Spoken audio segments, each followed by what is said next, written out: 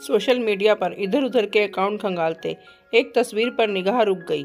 भतीजे निशु की बहू जीन्स टी शर्ट पहने हुए खुले बालों में मुस्कुराती हुई अपने बर्थडे का केक काट रही थी। कितनी प्यारी लग रही थी। ये प्यार वाला भाव बमुश्किल 2 मिनट भी न ठहरा होगा कि उसकी जगह ईर्ष्या ने आकर पैर पसार लिए।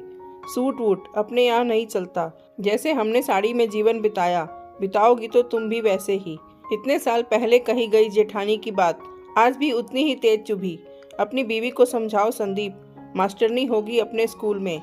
ये घर तो अम्मा का स्कूल है, उन्हीं का नियम चलता है। जेठ जी ने भी कोई कसर नहीं छोड़ी थी संदीप को समझाने में। और संदीप, उन्होंने तो मुझे बड़ी आसानी से अम्मा वाले स्कूल यानी ससुराल की आज्ञाकारिणी शिष्या बनाकर भर्ती करा दिया था। सब कुछ नियम कानून से बंधा हुआ। बात साड़ी या सलवार सूट की नहीं थी, बात थी उस मांझे की जिसके एक छोर पर मैं बंधी थी और दूसरे छोर पर लटाई पकड़े कई हाथ थे।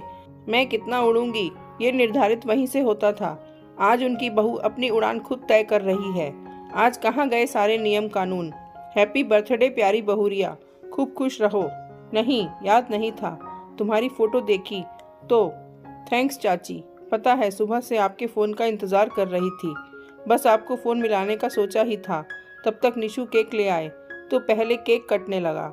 वो खुशी से चहकते हुए सब बताती जा रही थी। उसको क्या पता वो अनजाने में कितने घाव हरे करती जा रही थी।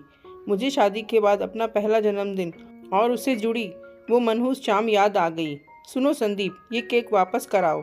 हमारे तुम्हारे बर्थडे पर तो इन सब में पैसा बर्बाद हुआ नहीं। अब बहुओं का बर्थडे ऐसे मनाया जाएगा क्या? ये चोंचले हम लोग को नहीं पसंद।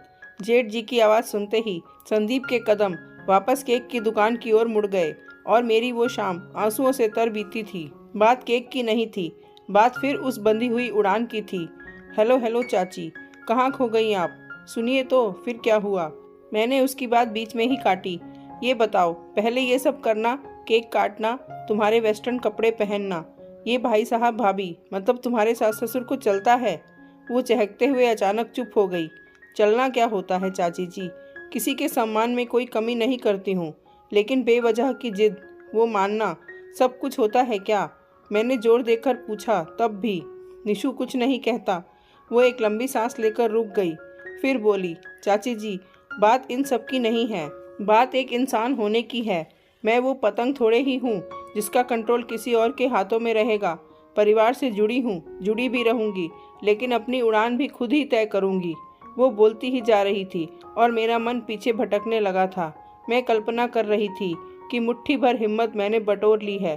तरह तरह के रंग बिरंगे सलवार सूट सिलाए हैं, अपनी पसंद के कपड़े जेवर सब कुछ है मेरे पास। और जैसे ही संदीप केक वापस करने मुड़े हैं, मैंने तुरंत कहा है, वापस नहीं करिए, मुझे पसंद है ये चोचले। ये सब सोचकर ही ताज़ी हवा मुझ में भरती जा रही थी। मैं अब भी पतंग ही थी, लेकिन मैंने अपनी लटाई जेठ जेठानी संदीप से लेकर अपने हाथ में थाम ली थी।